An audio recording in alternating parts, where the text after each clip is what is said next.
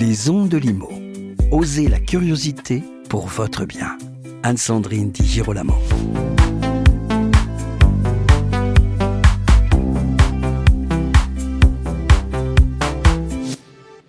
Expert en solutions de financement, Jean Arthès accompagne particuliers, professionnels et entreprises au sein de Finance Conseil en Ile-de-France.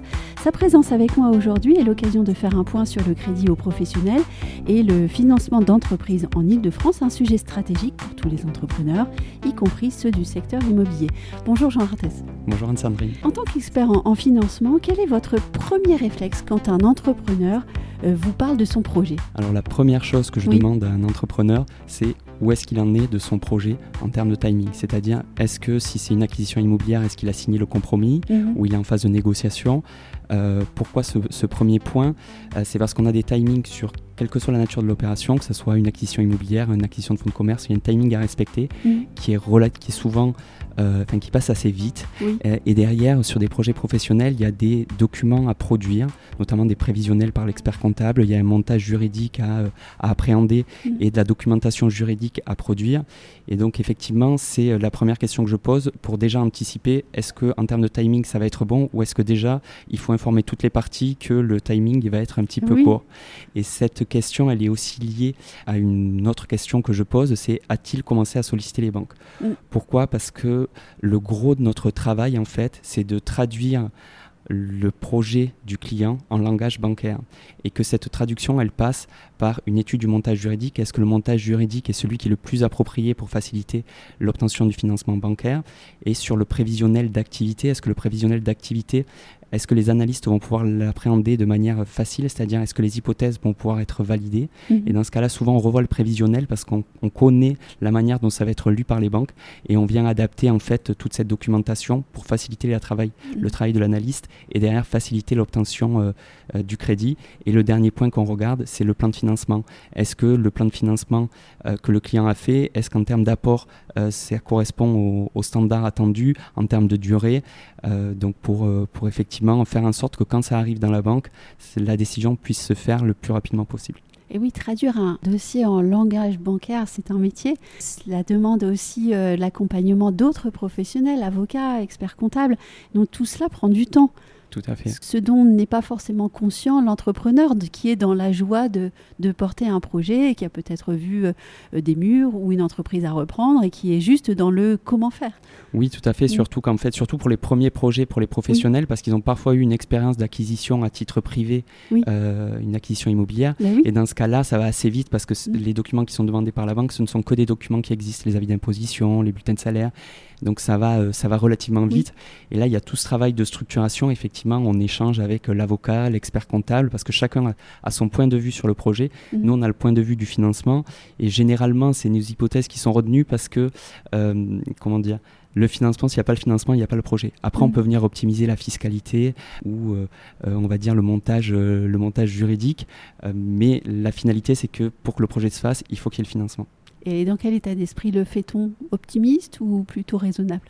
Alors, le prévisionnel d'activité, notamment, il faut être le plus pessimiste et le plus raisonnable possible. Pourquoi? Parce que c'est souvent quelque chose qui arrive, c'est-à-dire qu'on a des entrepreneurs qui effectivement... L'entrepreneur, il doit être optimiste. L'entrepreneur, s'il n'est pas optimiste, c'est compliqué. Mais quand on arrive avec un entrepreneur qui présente un prévisionnel d'activité avec une croissance de 20% par an, parce qu'il connaît le marché, parce qu'il s'attend à ça, le problème, c'est que nous, si on n'a pas les éléments qui permettent de valider ces hypothèses auprès des analystes, les analystes derrière, ils ne savent pas lire le prévisionnel. C'est-à-dire que si on fait une augmentation de chiffre d'affaires, il faut qu'on puisse produire des contrats qui ont été signés, des éléments factuels, autres que le sentiment de l'entrepreneur qui va se donner à fond et qui va faire en sorte que l'activité se développe. Ma question suivante va appeler sans doute une réponse qui sera basée sur l'aléa et la nuance.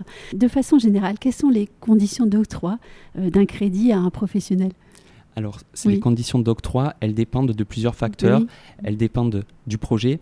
Est-ce que j'achète des murs? Est-ce que je rachète un fonds de commerce? Est-ce que je rachète une société? Ça dépend du secteur d'activité, du secteur géographique et du profil des porteurs de projets. Voilà pourquoi je parlais de nuances. Voilà. Et donc, c'est pour ça qu'en fait, on a, pour vous donner des exemples pour une acquisition de murs professionnels, si le porteur de projet, c'est une profession libérale réglementée, que ce soit dans le médical, le chiffre, le droit, potentiellement, les banques peuvent financer jusqu'à 110% du projet immobilier. C'est-à-dire le prix d'acquisition plus tous les frais annexes, et financé sur une durée de 20 ans. Par contre, si ce professionnel, c'est un professionnel du bâtiment qui veut acheter un entrepôt pour faire du stockage, dans ce cas-là, les ratios habituels, c'est un financement limité à 90% du prix d'acquisition, donc c'est 10% d'apport plus les frais annexes, donc on est à peu près à 20% au global, et on est sur une durée qui est limitée à 15 ans. Et ça nécessite effectivement une connaissance de ces paramètres-là, et aussi une connaissance du secteur géographique, parce que certaines activités, elles ne sont pas appréhendées de la même façon que vous soyez à Paris, à Strasbourg ou à Montpellier. Alors justement, parlons de secteur géographique. J'ai dit tout à l'heure que vous étiez responsable de la région Île-de-France. Est-ce qu'il y a des spécificités à connaître, par exemple dans le fonctionnement des banques en Île-de-France ? Oui, alors il y a effectivement des spécificités. La première, et ça rejoint un peu la réponse que je vous ai faite pour la première question, c'est que les délais sont à dossier équivalent plus longs que dans les autres régions. Parce que de manière générale, en Île-de-France, il y a énormément d'activités économiques, et que la majorité des banques, elles ne sont pas dimensionnées pour absorber le flux qui leur est proposé. Ce qui n'est pas le cas dans d'autres régions. Donc ça, c'est le premier point. Ensuite, on a des taux qui sont pareils à projet équivalent, plus élevés en Île-de-France. Et ça s'explique par le fait qu'en fait, de manière générale, que ce soit sur le financement immobilier aux particuliers ou le financement des professionnels, c'est que les banques, elles ont des bases de grilles de taux qui dépendent, on va dire, d'un dossier moyen. On a un dossier moyen, bon, très bon, excellent. Et en fait, le dossier moyen en Île-de-France, c'est peut-être un projet qui va être, qui s'il était, je ne sais pas, à Montpellier ou autre, il serait jugé comme un bon dossier. Donc là, effectivement, ça implique deux choses. Ça implique que le taux est souvent plus élevé à projet égal, et également qu'à projet égal, il faut prendre encore plus de précautions et travailler encore plus son dossier, parce que les banques dans la région parisienne, elles ont des problèmes de riches, et donc elles sont beaucoup plus sélectives sur les dossiers. Quelles sont donc les clés pour obtenir un financement dans cette région ?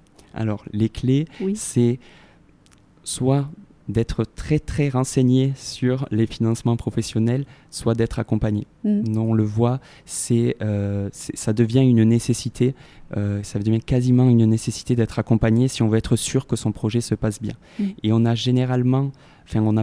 souvent le cas en fait, de personnes et de porteurs de projets qui viennent nous voir, qui sont allés voir 2 banques, qui ont eu 2 refus, ils viennent nous voir, ils nous expliquent le projet, et ça rejoint un peu ce que je vous disais au départ, c'est que le projet, nous quand on entend, on dit le projet il est finançable. La seule chose, c'est qu'il ne correspond pas aux standards de présentation aux banques. Donc là, on vient remodifier souvent le plan de financement, le prévisionnel d'activité. Ça nous arrive régulièrement d'avoir des porteurs de projets qui arrivent avec 2 refus. On va solliciter 3 banques et on a 3 accords. Et parce qu'effectivement, il y a tout ce travail de traduction et de travail sur la présentation du dossier qui est vraiment nécessaire pour optimiser les chances de réussite d'un projet. La date, la période à laquelle on dépose un dossier, c'est important aussi ? Oui, c'est important. Alors là, par exemple, on est au mois de juin.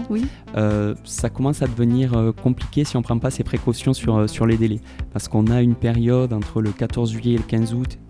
On a même entre 4 et 6 semaines l'été où il ne se passe vraiment rien dans les banques. Donc là, effectivement, tous nos clients qui sont en train de signer en ce moment des compromis d'achat, quels qu'ils soient, on leur demande de rajouter 4 à 5 semaines de plus sur les délais qui sont dans les compromis. Ah oui, ça c'est vraiment bien connaître son terrain et son territoire, c'est important. Merci beaucoup Jean Arthez pour ces éclairages vraiment concrets et utiles. Merci. Merci Anne-Sandrine. Et puis merci à vous qui nous écoutez. À très vite pour un nouvel épisode.